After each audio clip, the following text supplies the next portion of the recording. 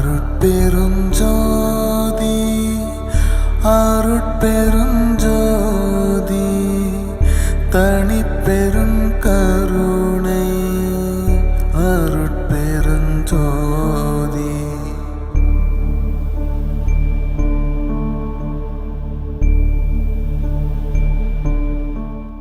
ஐயா வணக்கம். வீண் பேச்சு பேசக்கூடாது, அதுக்கு ஒரு விளக்கம், ஒரு நல்ல விளக்கம் கொடுத்தீங்கன்னா நல்லா இருக்கும். அற்புதமான கேள்வி கேட்டுக்கிறீங்க. அருட்பெரும் ஜோதி அருட்பெரும் ஜோதி தனிப்பெரும் கருணை அருட்பெரும் ஜோதி எல்லா உயிர்களும் இன்புற்று வாழ்க வள்ளல் மலரடி வாழ்க வாழ்க. இன்றைக்கு ஐயா அற்புதமான கேள்வி கேட்டுக்கிறாரு. வீண் பேச்சு பேசக்கூடாதுன்ட்டு அற்புதமான ஒரு கேள்வி. ஏன்னா நாம் பிறந்ததே பார்த்தீங்கன்னா பேச்சை அளவோடு பேசணும். இது கூட வள்ளுவர் பெருமான் என்ன சொல்றாருன்னா, சிறப்பான ஒரு குறள் சொல்வார். யாகாவராயினும் நாக்காக்க சோகாப்பர் சொல்லில் இழக்கப்பட்டு. வள்ளுவர் அற்புதமாக சொல்லியிருக்கிறார். அப்போ நம்ம பேசும்போது அற்புதமான வார்த்தையை பேச கற்றுக்கணும், அதுவும் சுருக்கமாக பேச கற்றுக்கணும், அதுவும் எளிய முறையில் பேச கற்றுக்கணும், அதில் பொருளோடு பேச கற்றுக்கணும்.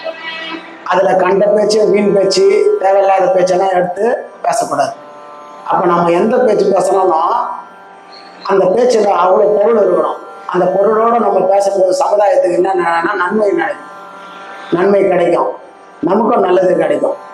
அதுதான் இனிய உழவாத இன்னாத குரல் கனி ஏற்பார் காய்க்க வந்தாருக்கு அப்படி நம்ம சொல்லக்கூடிய சொல் அதில் இனிமை இருக்கணும்.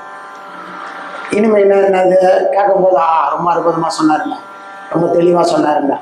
அப்போ அந்த மாதிரி சுருக்கமாக சொல்லணும். அதுக்கு விரிவாக சொல்லக்கூடாது, அதை சுருக்கமாக எளிமை வரையில் அற்புதமாக சொல்லணும்.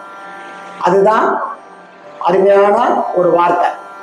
அப்போ எந்த இடத்துலையுமே நம்ம என்ன பண்ணுவோம், சில பேர் சொல்லுவாங்க, எங்கள் பாட்டி கூட, அப்பா செவத்து மேலே ஏறி உட்காந்துன்னு மொட்டை பசங்க பேசுவானுங்களே, இந்த மாதிரி பேச்செல்லாம் பேசக்கூடாது அப்படின்லாம் பேசுவோம். அதுக்கு தான் பண்ணேன், செவத்து மேலே கண்டதையும் பேசின்னு இருக்கோம். அந்த மாதிரி பேச்சு அதுங்களுக்கு ஆகணும்னா அவனோட பிரயோஜனம், மற்றவங்களோட பிரயோஜனம்.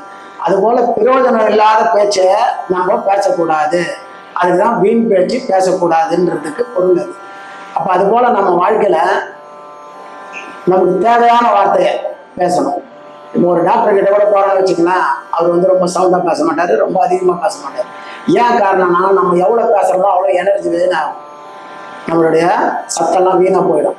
அதுக்காக நம்ம அளவோட இனிமையான பேச்சு நம்ம வாழ்க்கையில் நல்ல வளமும் நலமும் பெறணும். அதுதான் வாழ்க்கை. இன்றைக்கு அற்புதமான கேள்வியை வீண் பேச்சு பேசக்கூடாதுன்னு ஐயா கேட்டிருக்கிறாரு. ரொம்ப சந்தோஷம். இதை கேட்டு எல்லாரும் நல்ல பயனடையணும். நன்றி, வணக்கம். அருட்பெரும் ஜோதி அருட்பெரும் ஜோதி தனிப்பெரும் கருணை அருட்பெரும் ஜோதி எல்லா உயிர்களும் இன்புற்று வாழ்க வள்ளல் மலரடி வாழ்க வாழ்க. ஐயா, வீண் பேச்சு பேசக்கூடாதுன்ற ஒரு பொருளுக்கு அருமையான கருத்து எடுத்து சொன்னீங்க. இது எனக்கும் ரொம்ப நல்லா புரிஞ்சிருக்கு. மக்கள் இதை புரிஞ்சு நல்லா வாழ்வாங்க நான் நினைக்கிறேன். நன்றி. அடுத்த எபிசோட்ல ஐயாவை மீண்டும் ஒரு கேள்வி மூலமா நான் சந்திக்கிறேன். நன்றி.